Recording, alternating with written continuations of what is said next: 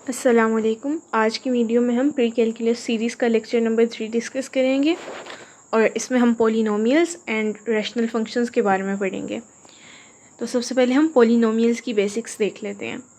तो पॉलिनोमियल की हमारे पास डेफिनेशन क्या है। पॉलिनोमियल हमारे पास एक ऐसा एक्सप्रेशन होता है जिसमें हमारे पास वेरिएबल्स हों। यूजुअली हम इसको एक्स से रिप्रेजेंट करते हैं और इसमें हमारे पास एक्स के साथ कुछ टर्म्स मल्टीप्लाई हो रहे होते हैं, उन्हें हम कोफिशिएंट्स कहते हैं। और जो इसमें ऑपरेशंस हमारे पास होंगे वो हमारे पास होंगे एडिशन, सब्ट्रैक्शन, मल्टीप्लिकेशन। और इसमें डिवीज़न नहीं है हमारे पास, ठीक है। और जो हमारे पास हमारी पावर्स होंगी, मतलब कि हमारे एक्सपोनेंट्स, वो हमारे पास नॉन नेगेटिव होंगे, मतलब कि ग्रेटर देन और इक्वल टू ज़ीरो। यानी कि हमारी कोई भी पावर है a⁻n है फॉर एग्जांपल, तो वो हमारे पास हमेशा ग्रेटर देन या इक्वल टू ज़ीरो ही होगा, मतलब कि नेगेटिव में हमारे पास पावर्स नहीं जाएंगी। और डिवीज़न क्यों नहीं होगी? अब ऐसा तो हो सकता है हमारे पास कि एक पॉलिनोमियल हमारे पास क्या कहते हैं, हमारे डिनोमिनेटर में हो, एक न्यूमरेटर में हो, बट देन ये जो मिलके हमारे पास टर्म बनेगी ना, ये हमारे पास पॉलिनोमियल नहीं रहेगा, ये हमारे पास रैशनल फंक्शन बन जाएगा। तो इसलिए पॉलिनोमियल में हमारे पास ये वाला हमारा डिवीज़न का ऑपरेशन शामिल नहीं है। आगे हमारे पास आ जाती है इसकी जनरल फॉर्म।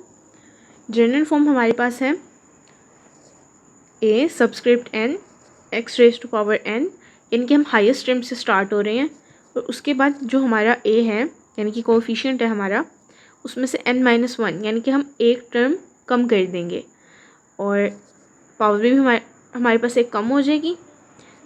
देन हम इसको कंटिन्यू करेंगे कब तक? जब तक हमारे पास हमारी फर्स्ट पावर नहीं आ जाती, यानी कि a1 और x की पावर भी हमारे पास 1 आ जाएगी। और यहाँ पर जो है हमारा an वो ज़ीरो के इक्वल नहीं होगा, मतलब कि ये वाली टर्म हमारे पास ज़ीरो नहीं होगी। और जो हमारा n है वो एक नॉन नेगेटिव इंटीजर होगा। n हमारे पास क्या थी? पावर थी हमारी, ठीक है, हाईएस्ट पावर। और जो हाईएस्ट कोफिशिएंट है हमारे पास, इन दोनों को मिला के हमारे पास nth टर्म है। तो ये जो n है हमारे पास, ये भी नॉन नेगेटिव इंटीजर होगा, कि x⁻n है, तो ये हमारे पास ज़ीरो होगी या 1, इसी तरह हमारे पास हो सकता है, ठीक है।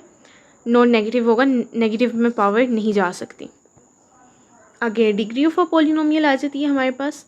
डिग्री हमारे पास क्या होती है? x की हाईएस्ट पावर। फॉर एग्जांपल हमारे पास अगर पॉलिनोमियल यहाँ से स्टार्ट हो रहा था, n हमारे पास इसकी हाईएस्ट पावर थी, तो ये n ही हमारी डिग्री होगी।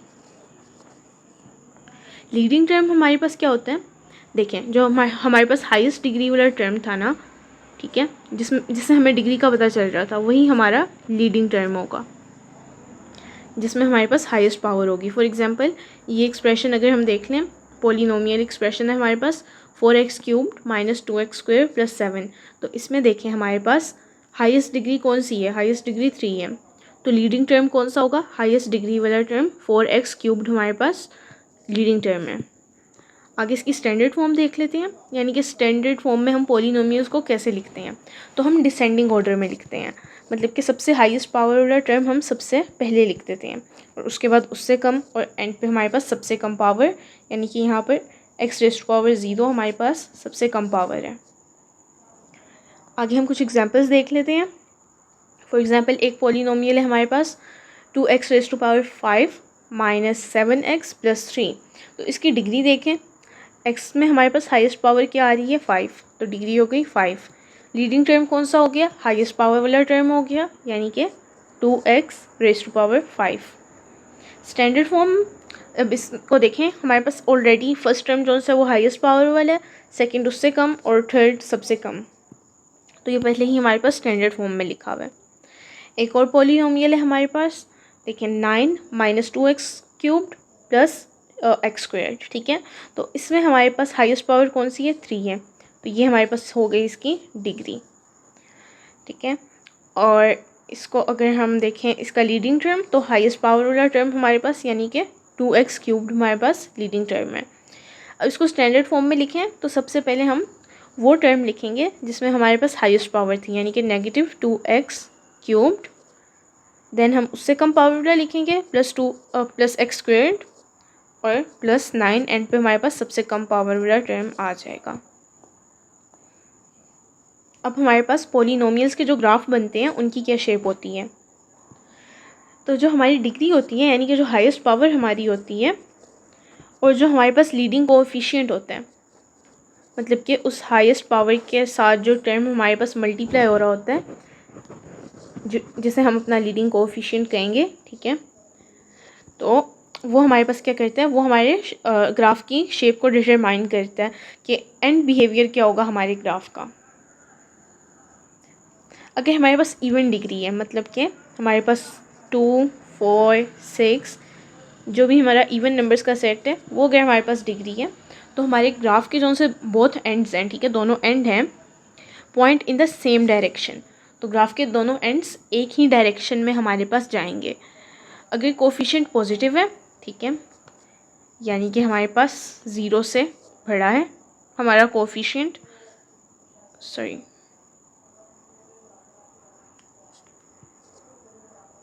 जो भी हमारा कोफिशिएंट था वो हमारे पास अगर 0 से बड़ा है, ठीक है, तो जोन से हमारे ग्राफ के दोनों एंड्स हैं वो अपवर्ड जाएंगे। अगर कोएफिशिएंट हमारे पास नेगेटिव है, मतलब कि हमारा कोएफिशिएंट अगर ये हमारे पास नेगेटिव है, ठीक है, मतलब कि ये 0 से छोटा है, तो हमारे दोनों एंड्स क्या करेंगे, दे विल गो डाउनवर्ड। अगर हमारे पास ऑड डिग्री है, मतलब कि 1, 3, 5, 7 सॉन, तो हमारे जो से एंड पॉइंट्स हैं वो ऑपोजिट डायरेक्शंस में जाएंगे, ठीक है। और अगर ऑड के केस में जो हमारा कोएफिशिएंट है वो हमारे पास पॉजिटिव हो जाता है, ठीक है, तो लेफ़्ट जो सा हमारा एंड पॉइंट है वो नीचे जाएगा और राइट एंड पॉइंट हमारा ऊपर जाएगा। ये जो हमने ऊपर पढ़ा था कि बोथ एंड्स हमारे पास अप या डाउन जाएंगे, ये हमारे पास इवन डिग्री के केस में, कि डिग्री हमारे पास इवन है, ठीक है, और कोएफिशिएंट्स जो हैं हमारे पास वो 0 से बड़े हैं या नहीं, तो ये ऊपर वाले दो ये केस थे हमारे पास, ठीक है। और ऑड डिग्री में अगर हमारे पास पॉजिटिव है यानी कि 0 से बड़े हैं, तो लेफ़्ट हमारा एंड पॉइंट जो है वो नीचे की तरफ पॉइंट करेगा और राइट एंड पॉइंट हमारा ऊपर की तरफ करेगा। और कि कोएफिशिएंट हमारा अगर नेगेटिव है यानी कि 0 से हमारे पास छोटा है, तो लेफ़्ट साइड हमारी अप जाएगी ग्राफ की और जो सा हमारा राइट पॉइंट है वो डाउन जाएगा। अब इंटरसेप्ट हमारे पास क्या होते हैं, अगर हमारे पास जो भी ग्राफ है, ग्राफ में आपको पता है हमारे पास दो वैल्यूज़ होती हैं, एक एक्स वैल्यू होती है, एक वाई वैल्यू होती है, एक हमारे पास इंडिपेंडेंट होती है और एक हमारे पास डिपेंडेंट वैल्यू होती है, जिसे हम इनपुट और आउटपुट भी अपना कहते हैं। तो इंटरसेप्ट हमारे पास क्या है कि अगर हम y की वैल्यू को अगर हम 0 पुट कर दें तो हमारे पास x इंटरसेप्ट आ जाता है, और अगर हम x की वैल्यू को 0 पुट कर दें तो हमारे पास y इंटरसेप्ट आ जाता है। तो देखिए यही लिखा है कि y इंटरसेप्ट के लिए हमने क्या करना है, प्लग कर देना है x = 0, और x इंटरसेप्ट देखिए हमारे पास हमने सोल्व करना है p(x) को = 0, मतलब कि जो पॉलिनोमियल है हमारे पास पूरा एक्सप्रेशन उसको हमने 0 के इक्वल पुट कर देना है। इसकी एग्जांपल देखें, हमारे पास अगर एक पॉलिनोमियल है, पॉलिनोमियल फंक्शन है हमारे पास x² - 4, तो इसकी डिग्री सबसे पहले देख लें, वो हमारे पास 2 हो गई, ठीक है। अब डिग्री हमारे पास क्या है, इवन है, और इसका कोएफिशिएंट हमारे पास क्या है, 1 हमारे पास पॉजिटिव है। तो इसका क्या मतलब हुआ कि बोथ एंड हमारे ग्राफ के अपवर्ड जाएंगे। और y इंटरसेप्ट अब हम इसका निकाल लेते हैं। इसमें हमने क्या करना होता है, x को 0 पुट करना होता है। तो देखें f(x) में x की जगह 0 पुट कर लेंगे, तो हमारे पास क्या था फंक्शन हमारा, x² - 4, तो 0² - 4 मतलब कि ये -4 आ जाएगा हमारे पास। और y इंटरसेप्ट को हम देख लेते हैं। y इंटरसेप्ट के लिए हमने क्या करना था, इस पूरे फंक्शन को x² - 4 को 0 के इक्वल रखना था। तो इसको हम x के लिए अगर सोल्व कर लें तो देखें x² = 4, मतलब कि दोनों साइड पर अगर हम इसका स्क्वायर रूट लें तो हमारे पास √4 आ जाएगा, जो कि हमारे पास पॉजिटिव और नेगेटिव 2 के इक्वल है। तो ये हमारा x इंटरसेप्ट आ गया। ये हमारे पास असल में 2 वैल्यूज़ आई हैं, पॉजिटिव और -2। तो ये हमारे पास 2 इंटरसेप्ट आए हैं, वैल्यूज़ इसकी 2 आई हैं। और इसका ग्राफ हमारे पास क्या होगा, एक पैराबोला होगा हमारे पास, जो कि अपवर्ड ओपन हो रहा होगा। इसकी आप ऐसे शेप का अंदाज़ा लगा सकते हैं, कुछ इस तरह होगा। और जो x है हमारा, वो -2 और +2 दोनों को क्रॉस करके जाएगा। सेकंड, इसी तरह हमारे पास एग्जांपल है, इसमें हमारे पास एक और फंक्शन है g of x, polynomial function है, और इसकी डिग्री हमारे पास 3 है, आप देख सकते हैं। अब 3 हमारे पास ओड होता है, और इसका कोफिशिएंट अगर देखें तो ये हमारे पास -1 है, मतलब कि ये तो नेगेटिव हो गया। तो ओड के केस में हमने देखा था कि अगर डिग्री ओड है और कोफिशिएंट नेगेटिव है, तो लेफ़्ट जो है हमारे ग्राफ का पॉइंट वो अपवर्ड जाएगा, और राइट जो एंड पॉइंट है हमारा वो डाउनवर्ड जाएगा। इसका y इंटरसेप्ट निकाल लें, तो इधर आप x की जगह 0 पुट करें, तो -0 × 2, तो ये तो हमारे पास पूरा टर्म 0 ही हो गया ना, तो हमारे पास 2 आ जाएगा हमारा y इंटरसेप्ट। आगे x इंटरसेप्ट, उसको हमने कैसे सॉल्व करना है, -x क्यूब्ड + 2 = 0, 0 के इक्वल पुट कर देना है। देन हमने x क्यूब के लिए सॉल्व कर लेना है। देखें 2 = x क्यूब्ड, और दोनों साइड पर अगर हम क्यूब लें तो x = 2 का क्यूब रूट, तो ये हमारा आंसर है। आगे हम ऑपरेशंस क्या क्या कर सकते हैं अपने पॉलिनोमियल्स के साथ, तो इनको हम ऐड या सब्ट्रैक्ट कर सकते हैं।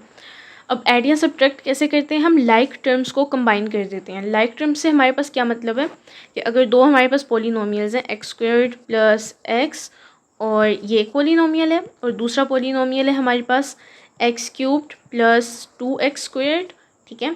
तो इसमें हमारे पास लाइक टर्म कौन से हैं, जिनकी पावर सेम है। देखें, एक ये था हमारे पास, और ये एक हमारे पास पॉलिनोमियल था। तो इसमें x² वाला जो टर्म है, और इधर भी हमारे पास x² वाला टर्म है, तो ये हमारे पास दोनों लाइक टर्म्स हैं। बाकी इसकी जो x की पावर 1 है, इसकी लाइक टर्म हमारे पास नहीं है, x³ की भी लाइक टर्म हमारे पास नहीं है। तो अब देख लेते हैं एग्जाम्पल। देखें 3x² + 2x - 5 और +4x² - x + 7। तो देखें हम x² वाली टर्म्स को प्लस कर देंगे, क्योंकि वो हमारे पास लाइक टर्म्स हैं। मतलब कि 3x² + 4x², जो कि हमारे पास बन जाएगा 7x²। 2x को हम x वाली टर्म के साथ करेंगे, 2x - x, हमारे पास सिंगल x बचेगा। प्लस हमारे पास कांस्टेंट टर्म्स हैं, कांस्टेंट टर्म्स आपस में लाइक हैं। तो देखें 7 - 5, हमारे पास 2 बचते हैं। तो इस तरह हमारी एडिशन हो गई। आगे मल्टीप्लिकेशन है। मल्टीप्लिकेशन हमारे पास क्या होती है, डिस्ट्रीब्यूट हो जाती है। और अब देखें फॉर एग्जांपल हमारे पास अगर x था, ठीक है, और ये मल्टीप्लाई हो रहा है अंदर x² + 2x से, तो ये इधर भी डिस्ट्रीब्यूट हो जाएगा और इधर भी डिस्ट्रीब्यूट हो जाएगा। इसकी हम एग्जांपल देख लेते हैं। देखिए हमारे पास x + 2 मल्टीप्लाई हो रहा है x - 3 से, तो पहले ये x हमारे पास इस x के साथ मल्टीप्लाई होगा, तो हमारे पास आ जाएगा x²। फिर ये x हमारे पास इस -3 के साथ मल्टीप्लाई होगा, ठीक है, तो हमारे पास आ जाएगा -3x। अब ये 2 हमारे पास इस x के साथ मल्टीप्लाई होगा, तो हमारे पास आ जाएगा +2x। फिर ये 2 हमारे पास इस -3 के साथ मल्टीप्लाई होगा, तो हमारे पास आ जाएगा -6। तो इसमें अब हमारे पास लाइक टर्म्स हैं, ये 3x - 3x और +2x। तो इनको हम कर लेंगे, आपस में ऐड कर लेंगे। तो देखें -3 और +2 हमारे पास क्या होता है, -1, ठीक है। तो हमारे पास इसका आंसर क्या आएगा, x² - x और ये -6। और अगर हम ट्राइनोमियल को, मतलब जिसमें देखें हमारे पास 3 एक्सप्रेशन हैं, ठीक है, इसको हम बाइनोमियल के साथ एक कर रहे हैं, इसमें हमारे पास 2 एक्सप्रेशन हैं, ठीक है। तो इसमें हम क्या करेंगे अपनी आसानी के लिए, क्योंकि इसमें तो हमारे पास 2 ही टर्म्स थे ना, तो इतनी कन्फ्यूजन नहीं हुई थी हमें। इसमें हम कन्फ्यूजन से बचने के लिए इस टर्म को अलग से लिख देंगे, इसको अलग से लिख देंगे और इसको अलग से लिख देंगे। मतलब कि ये देखें x² हमारे पास पहले मल्टीप्लाई होगा x - 4 के साथ, देन हम ये प्लस का साइन डाल देंगे, और 2x हमारे पास मल्टीप्लाई होगा x - 4 के साथ। फिर 1, ये 1 हमारे पास मल्टीप्लाई होगा x - 4 के साथ। तो इसको हम सॉल्व कर लेंगे तो ये हमारे पास आंसर आ जाएगा।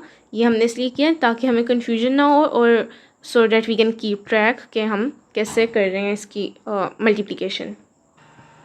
आगे हम देखते हैं डिवाइडिंग हमने कैसे करनी है इन पॉलिनोमियल्स की। तो इसके लिए हमारे पास एक मेथड तो है लॉन्ग डिवीजन का। इसमें हम क्या करते हैं, डिवाइड लाइक नंबर्स और फिर हम उसको सब्ट्रैक्ट करते हैं और अगला टर्म हम नीचे उतार देते हैं। इसको हम एग्जांपल से ही देखते हैं। देखिए हमारे पास है 2x cubed plus 3x squared minus 5x plus 6 और इसको हमने डिवाइड किससे करना है, x माइनस 2 से। ठीक है, तो देखें यहाँ पर हमारे पास स्टेप्स दिए हुए हैं बट ऐसे काफ़ी लंबा हो जाएगा, हम करते हैं इसको अलग पेज पे। ओके, अब हम इसको सॉल्व करते हैं। 2x cubed plus 3x squared minus 5x plus 6 divided by x minus 2। अब हम चाहते हैं कि ये जो फर्स्ट टर्म है ये हमारे पास कैंसिल हो जाए, मतलब कि ये 2x क्यूब्ड है ना, तो इसके नीचे हमारे पास 2x क्यूब्ड ही आ जाए। ठीक है, सेम साइन के साथ, क्योंकि जो भी यहाँ आता है उसका हम साइन चेंज कर देते हैं तो ये नेगेटिव हो जाएगा और हम चाहते हैं ये कैंसिल आउट हो जाए। तो x को हम ऐसे कौन से टर्म के साथ मल्टीप्लाई करेंगे कि हमारे पास 2x क्यूब्ड आ जाए। तो देखें x को हम करेंगे 2x स्क्वेयर्ड के साथ मल्टीप्लाई करेंगे तो हमारे पास 2x क्यूब्ड आ जाएगा। तो इस 2x स्क्वेयर्ड को हम यहाँ लिख लेते हैं। ठीक है, तो हमारे पास क्या आ जाएगा 2x क्यूब्ड। अब यहाँ पर हमारे पास नेगेटिव नहीं है। देखें अब ये टर्म तो हमने कर लिया, तो साथ में ये वाली टर्म को भी हमें इसके साथ मल्टीप्लाई करना पड़ेगा। तो यहाँ पर हमारे पास क्या आ जाएगा माइनस 4x स्क्वेयर्ड। ठीक है, अब यहाँ पर हमारे पास साइन चेंज हो जाएंगे। तो देखें ये हमारे पास पॉजिटिव था नेगेटिव हो गया, ये नेगेटिव था ये पॉजिटिव हो गया, तो ये तो हमारे पास कैंसिल आउट हो जाएंगे। ठीक है, और उसके बाद ये बचे हमारे पास तो 3 और 4 हमारे पास कितना हो जाएगा 7x स्क्वेयर्ड। ठीक है, माइनस 5x प्लस 6 ये हमारे पास नीचे आ जाएंगे, कैरी हो जाएंगे। ठीक है, अब देखें अब हमें 7x स्क्वेयर्ड को कैंसिल करना चाहते हैं तो x को किससे मल्टीप्लाई करेंगे, हमारे पास 7x स्क्वेयर्ड आ जाए तो हम इसे करेंगे 7x से, तो हमारे पास 7x स्क्वेयर्ड आ जाएगा तो प्लस 7x। तो देखें यहाँ पर तो आ गया 7x स्क्वेयर्ड। अब ये जो टर्म है इसके साथ भी हमने 7x को मल्टीप्लाई करना है तो -2 मल्टीप्लाई बाय 7x मतलब कि माइनस 14x आ जाएगा। ये पॉजिटिव था नेगेटिव हो जाएगा और ये नेगेटिव हमारे पास पॉजिटिव हो जाएगा। ये हमारे पास कैंसिल आउट हो गए, ये हमारे पास कैंसिल आउट हो गए। ठीक है, और ये हमारे पास 14 माइनस 5 ये हमारे पास 9 आ जाएगा। ठीक है, तो 9x हमारे पास आ जाएगा प्लस 6। अब इस x को किस चीज़ से मल्टीप्लाई करें कि हमारे पास 9x आ जाए, तो इसको हम सिंपली 9 से मल्टीप्लाई कर देंगे प्लस 9, तो यहाँ पर हमारे पास आ जाएगा 9x। और देखें -2 से मल्टीप्लाई करेंगे 9 को तो हमारे पास क्या आ जाएगा -18। तो देखें ये पॉजिटिव नेगेटिव हो गया और ये नेगेटिव पॉजिटिव हो गया, तो ये कैंसिल आउट हो गए और ये हमारे पास 6 और 18 ये हमारे पास 24 आ जाएगा। ठीक है, बट अब इसकी फर्दर हमारे पास डिवीज़न नहीं हो सकती बिकॉज हम किसी भी टर्म को यहाँ पर मल्टीप्लाई करेंगे तो उसमें हमारे पास x तो होगा बट हमारे रिमाइंडर में हमारे पास सिर्फ 24 बचा है। तो ये हमारा क्वोशंट है 2x squared plus 7x plus 9 और ये हमारा रिमाइंडर है। जी, तो यही हमारा फाइनल आंसर आ गया था क्वोशंट में और रिमाइंडर हमारे पास 24 बचा था।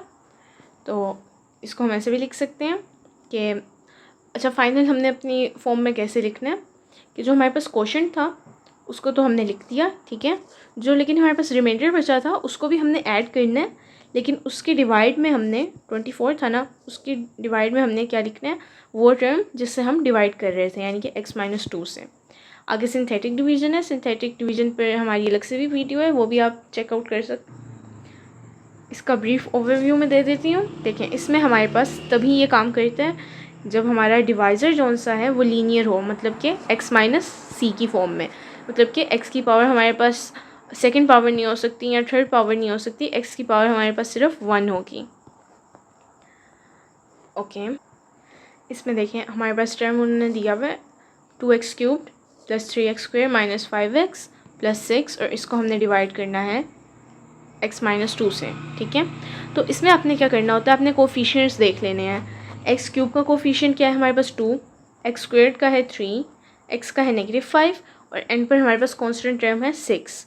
ठीक है, और जिससे हमने डिवाइड करना है ना, उसमें हमने x की वैल्यू निकाल लेनी है, मतलब कि x माइनस 2 को 0 के इक्वल रखना है और यहाँ से x की वैल्यू हमारे पास 2 आ जाएगी। ठीक है, तो मतलब कि इसको आप c कह लें या कुछ भी कह लें, इसको आपने 2 रखना है, मतलब कि जो भी x की वैल्यू आई।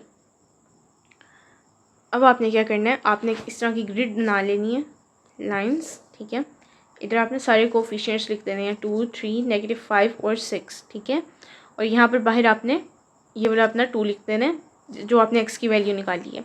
अब सबसे पहले ये जो 2 है ये आपके पास नीचे आएगा। ठीक है, उसके बाद इस 2 को आपने अपने बाहर वाले 2 से, जो आपका डिवाइज़र है फ़िलहाल, उससे मल्टीप्लाई करना है, तो वो हमारे पास क्या बन जाता है 4।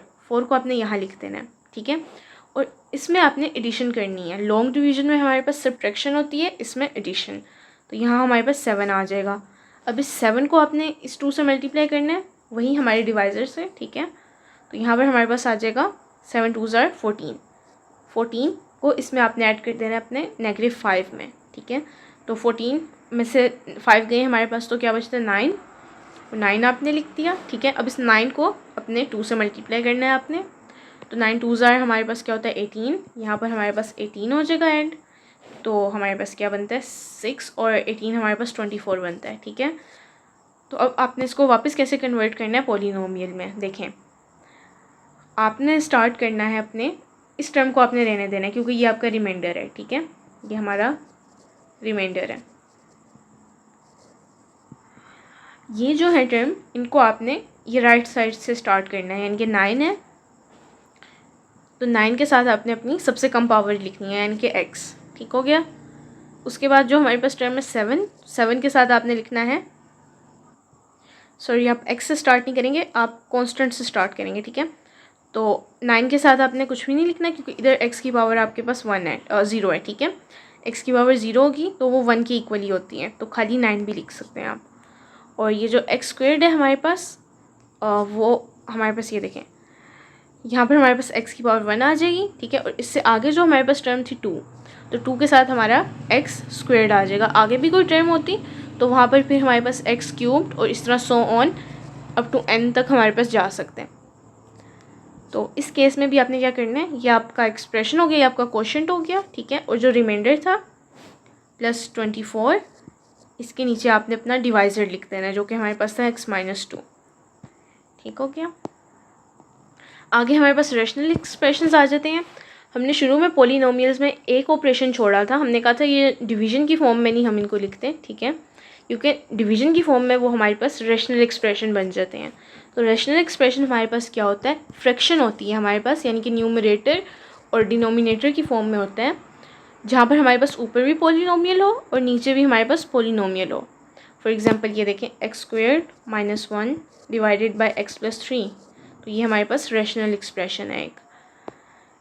इसमें हमारे पास कुछ रिस्ट्रिक्शन होती है कि जो डिनोमिनेटर है हमारा वो 0 के इक्वल नहीं हो सकता। ठीक है, जिस तरह कि इसमें x + 3 है तो वो 0 के इक्वल नहीं होगा।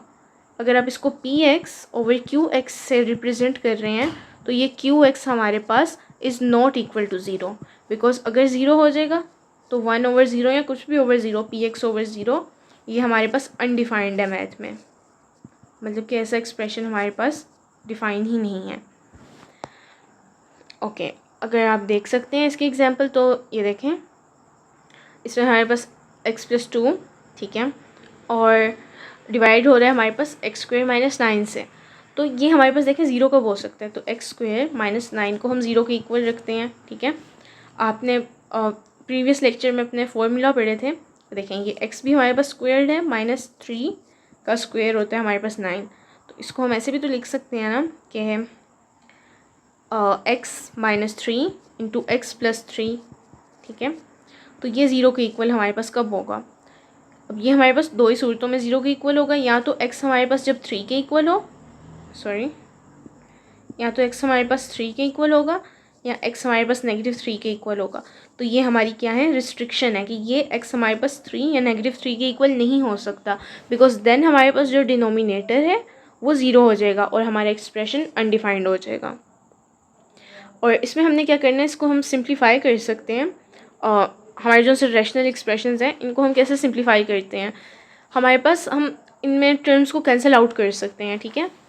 और जो फैक्टर्स होते हैं, टर्म्स को नहीं कर सकते, खाली फैक्टर्स को कर सकते हैं। लाइक ऊपर भी हमारे पास एक्स प्लस थ्री आ गया है, ठीक है, साथ में एक्स है, और नीचे भी एक्स प्लस थ्री है। तो ये हमारे पास जो पूरे फैक्टर हैं, फैक्टर क्या होते हैं, जो मल्टीप्लाई हो रहे हैं ना आपस में, इनको हम कैंसिल आउट कर सकते हैं। अब इस तरह हम कैंसिल आउट नहीं कर सकते कि ऊपर एक्स प्लस थ्री है और नीचे एक्स स्क्वेयर प्लस थ्री है, तो आप कहीं इन थ्री को कैंसिल कर दें, तो ये नहीं होगा। हम सिर्फ फैक्टर्स को कैंसिल आउट कर सकते हैं। फॉर एग्जाम्पल इसी को देख लें कि हमारे पास था x square minus nine divided by x minus three. तो एक्स स्क्वेयर माइनस नाइन को हम ऐसे भी लिख सकते हैं, x plus three into x minus three, और नीचे हमारे पास है एक्स माइनस थ्री। तो ये कैंसिल आउट हो गए और एंड पर हमारे पास क्या बचेगा, एक्स प्लस थ्री। आगे देखें इसे हम कैसे सिंप्लीफाई कर सकते हैं, three x square plus six x, और ये हमारे पास डिवाइड हो रहा है नाइन एक्स से, ठीक है। तो ऊपर हम सबसे पहले कॉमन अपना निकाल सकते हैं, ठीक है, कि हम इधर थ्री एक्स को कॉमन निकाल लेते हैं। तो हमारे पास अंदर क्या बचेगा, एक्स प्लस टू, ठीक है, और नीचे हमारे पास नाइन एक्स है। तो ये देखें ये हमारे पास फैक्टर है ना दो, तो ये एक फैक्टर थ्री एक्स तो एक्स से कैंसिल आउट हो जाएगा, और थ्री वन ज़ार थ्री और थ्री थ्री ज़ार नाइन। तो हमारे पास क्या बचेगा, x plus two divided by three, ठीक हो गया। आगे देखते हैं, हमारे पास है x square plus five x plus six, और ये हमारे पास डिवाइड हो रहा है x square plus three x plus two से। तो इसमें भी आप फैक्टराइजेशन कर लें पहले, ठीक है। इसमें आप मिडिल टर्म ब्रेकिंग करेंगे, जो कि हमने प्रीवियस वीडियो में देखा है, ठीक है। यानी कि देखेंगे कौन सा ऐसा टर्म है जिसको हम मल्टीप्लाई करें तो हमारे पास सिक्स आए, और प्लस या माइनस करें तो हमारे पास फाइव आए, ठीक है। तो इसकी मिडिल टर्म ब्रेकिंग कर लेंगे हम, तो हमारे पास दो फैक्टर्स आ जाएंगे, एक्स प्लस टू और एक्स प्लस थ्री, और इसको आप इस एक्सप्रेशन से डिवाइड करेंगे, इसकी भी मिडिल टर्म ब्रेकिंग कर लें, ठीक है। इसमें आपने देखना है ऐसा कौन सा है, हमारे पास दो फैक्टर्स हैं जिनको मल्टीप्लाई करें तो टू आए और ऐड या सब्ट्रैक्ट करें तो थ्री आए, ठीक है। तो अब देखें हमारे पास ऊपर नीचे दो एक्सप्रेशन हमारे पास लाइक आ गए हैं, ठीक है, दो फैक्टर्स एक्स प्लस टू और एक्स प्लस टू। तो ये कैंसिल आउट हो जाएंगे और हमारे पास क्या बचेगा, x plus three divided by x plus one. और इसमें हमारे पास क्या रिस्ट्रिक्शन है कि एक्स हमारे पास नेगेटिव टू या वन के इक्वल नहीं हो सकता। और नेगेटिव टू के इक्वल क्यों नहीं हो सकता, बिकॉज आप देखें जब हमने कैंसिल नहीं किया था तब तो हमारे पास डिनोमिनेटर में एक्स प्लस टू था ना। तो अगर ये हो हमारे पास, तो यहाँ पर एक्स की जगह नेगेटिव टू आ जाएगा, तो ये ज़ीरो हो जाएगा, और यहाँ एक्स की जगह नेगेटिव वन आ जाएगा, तो ये ज़ीरो हो जाएगा। तो हम अनडिफाइंड नहीं करना चाहते, ठीक हो गया। और आज के लेक्चर के लिए बस इतना ही।